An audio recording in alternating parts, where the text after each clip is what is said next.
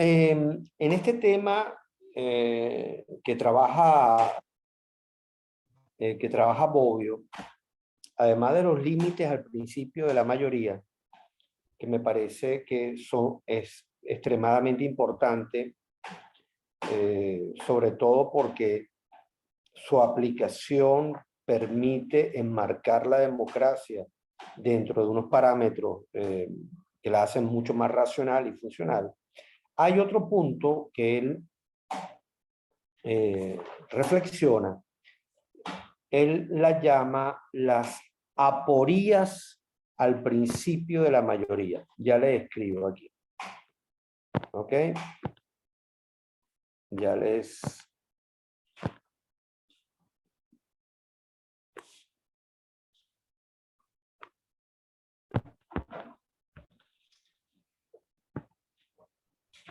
Aporías.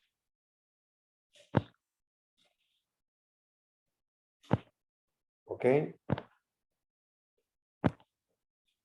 un término, bueno, como casi todo lo importante, o es griego o es romano, en este caso griego, y las aporías se refieren a una especie de contradicciones que hay en algún fenómeno, alguna decisión, en alguna actuación humana, que son contradicciones que son irresolubles, o sea, no tienen solución. En este caso, las aporías o las contradicciones irresolubles que observa Bobbio al principio de la mayoría son 4. ¿Ok? Una que es políticamente incorrecta, pero que es muy pertinente, tiene que ver con los votantes mismos. Es decir, Bobbio se plantea algo que es extremadamente importante. Es no solamente en el principio de la mayoría hay que tomar en cuenta el número exactamente, o sea, cuántos votos, ¿verdad?, sacó tal o cual decisión a favor o en contra, o cuántos votos a favor sacó tal o cual candidato, sino es muy importante preguntarse quién vota. Y eso nos lleva a un debate mucho más complejo. El nivel de formación, el nivel de cultura política que tenga una sociedad. En la clase pasada, recuerdan que una de las características que requería una democracia, según Robert Dahl, es que hubiera valores democráticos y cultura política. Entonces, cuando no hay valores democráticos difundidos, dispersos entre la sociedad, repartidos entre la sociedad, ni hay cultura política, se abren las puertas de este tipo de infierno. Por ejemplo, en una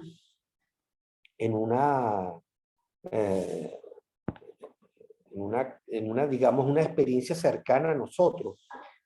Una parte importante de los que votaron por Chávez en el año 98 eran venezolanos que simpatizaban con la dictadura de Pérez Jiménez, porque tenían una lectura completamente equivocada, ideologizada, sobre las bondades, entre comillas, de el gobierno de Pérez Jiménez.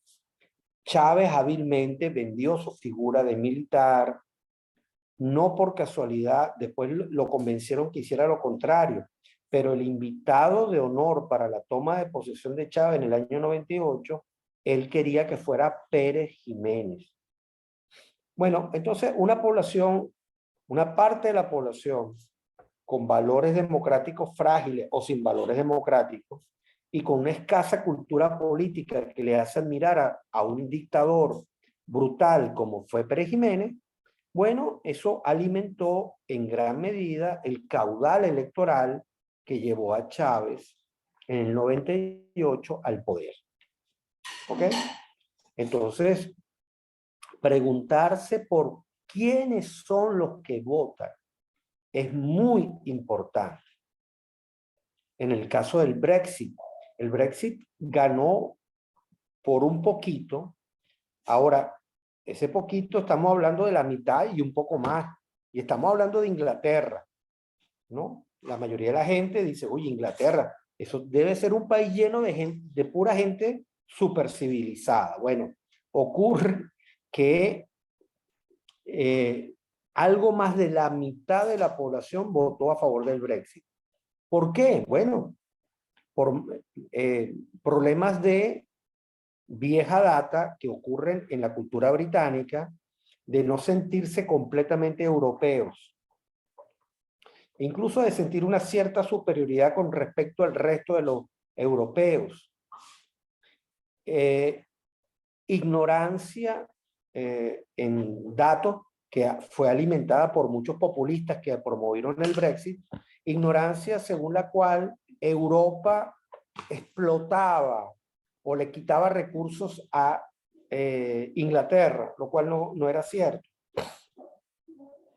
Falta de cultura política, por ejemplo, porque ciertos modos de economía popular que existían en Inglaterra, como por ejemplo los pescadores ingleses convencionales, decían que se veían afectadas por las medidas europeas, pero es que eso eran medidas que aplicaba Europa a toda Europa, no solamente Inglaterra. Para echar el cuento corto, bueno, esa combinación de valores con cultura política explica en gran medida el tema del Brexit. Entonces esa es una primera aporía. Es cómo aplicamos el principio de la mayoría si sabemos que, bueno, quienes votan no son siempre los mejores electores. Ahora, ¿qué hacemos? ¿Esperamos a que nos convirtamos en una sociedad superior? Es un debate inagotable, pero que es bien importante. El otro problema tiene que ver, la otra aporía, tiene que ver con el tema de lo que él llama los no votantes, que él los distingue de los abstencionistas. Ahí vamos a aclarar eso. Es decir, Bobbio dice, idealmente, para que el principio de la mayoría funcionara bien, tendrían que concurrir dos cosas. Uno, que todo el mundo que puede votar, vote. Y dos, que las opciones fueran sí o no. Pero no ocurre eso. Solamente cuando se trata de un referéndum, cuando tú tienes sí o no. Pero cuando se trata de cargos electos, tú puedes tener más de un candidato, más de un partido político, etc. Pero además ocurre, según Bobbio, es que en la realidad no todo el mundo vota. Y eso te plantea un problema, porque al no votar todo el mundo, hay un problema de sostenibilidad de la democracia, de la validez de las decisiones que se toman. Hay casos, como ocurrió en el caso venezolano, que se intentó en la Constitución del 61, es interesante, votar era un derecho, pero también era un deber. Curioso esto, ¿no? Con esto, los legisladores que hicieron la Constitución del 61 pretendían resolver esta aporía que plantea el amigo Bobbio. Pero aun cuando incluso la Constitución preveía sanciones para los que no votaran, en la realidad es muy complicado. Primero porque, ¿cómo vas a sancionar a alguien por no hacer uso de un derecho? Tú puedes sancionar a alguien por hacer uso, por no cumplir un deber, pero sancionar a alguien por no cumplir con un derecho que tú has nombrado como deber también. Bueno, la realidad fue que a pesar de lo que decía la Constitución, de facto eso no se cumplía. Entonces ahí hay una segunda aporía. Hay una tercera aporía que él llama, y es interesante, él los llama, a esos los llama abstencionistas, pero se refiere a un tipo de abstencionista muy particular. Se refiere a aquellas personas que puede ser que vayan a votar, personas que van a votar, pero votan nulo. ¿Ok? Entonces ahí se presenta una situación, volvemos otra vez, por eso se llama una aporía, a una contradicción que no es resoluble. Es decir, los que van a votar, pero no expresan su opinión, sino que votan nulo, se refiere a unas personas que te dicen, yo apoyo, yo creo en el régimen democrático, pero no creo en los actores de este régimen democrático. Entonces, esa posición está muy bien, digamos, para la estadística, para los estudios sociopolíticos, pero en términos de gobernabilidad te plantea un asunto que no tiene solución. Porque es un ciudadano que dice, no, no, yo creo en la democracia, de hecho por eso vengo a votar aquí, pero no voy a manifestar, o sea, no voy a votar por nadie, voy a votar nulo. ¿Por qué? Porque nadie de ustedes me representa. Entonces, por eso es una aporía. Gente que cree en la democracia, pero no se siente representada por los actores políticos. Eso entonces, diríamos, es la tercera aporía del el principio de la mayoría, según Bobbio. Después hay algo que plantea el amigo Bobbio, que se refiere a lo siguiente. Obtener la mayoría, ya sea para un cargo, ya sea para una decisión que se haya adoptado por referéndum, no te resuelve el problema de gobernabilidad o de gobernanza. Es decir, algo puede haber sido adoptado por mayoría, pero no basta con eso. Es decir, la decisión adoptada por mayoría no resuelve el problema. Entonces, se requiere de que el principio de la mayoría sea, ya lo dijimos antes, sea complementado ¿por qué? Por acuerdos políticos, procesos de negociación, búsqueda de consenso. ¿Se acuerdan que eso yo lo expliqué cuando vimos el tema de las dimensiones del poder? Es decir, la decisión tomada por mayoría no resuelve el problema, sino que le da una cierta orientación al asunto, pero se requiere que toda la maquinaria institucional y política del país se ponga en movimiento para poder resolver el tema, el tema o el problema que está de fondo. Ya vimos el caso, lo que acabo de mencionar con el tema del Brexit. Ok, se aprobó por la mayoría. Ajá, y ahora, bueno, ahora viene un gigantesco problema institucional, organizacional, político, impositivo, laboral, ¿verdad? Para ver si esa decisión se lleva a cabo. Así como había gente que te planteaba, por ejemplo, en el caso venezolano, decía, bueno, el caso venezolano, supongamos que hay gente que lanzamos candidaturas unitarias, no sé qué, supongamos que se obtiene un número mayoritario de alcaldías. ¿Se resuelve el problema venezolano? No. Ojo, hubiera sido muy valioso tener, digamos que sería parte de una posible solución, pero evidentemente la solución no se logra con esa mayoría.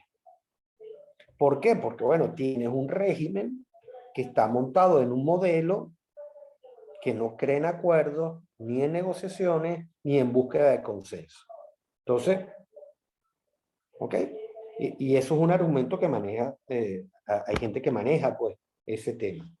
O sea, ¿qué hacer con el problema de la mayoría, cuando la mayoría no resuelve, el principio de la mayoría no te resuelve el problema de la gobernabilidad. Entonces,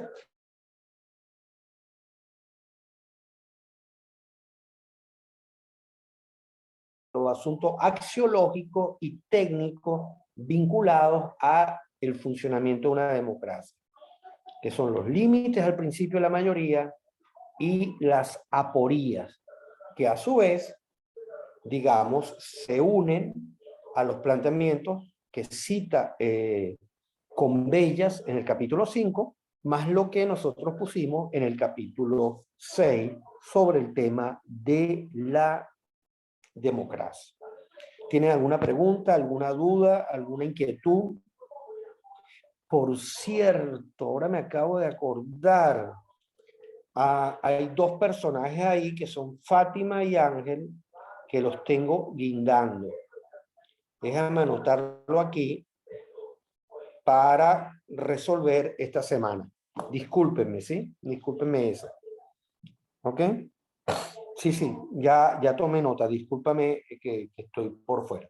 ¿Alguna pregunta, alguna duda, alguna inquietud sobre esto que hemos hablado de Bobbio? ¿Algo que no quede claro?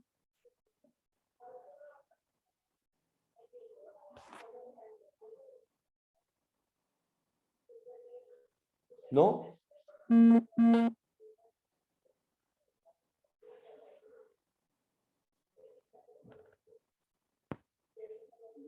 Ya va, que por aquí veo algo escrito. ¿No? Ok. No tienen dudas sobre eso.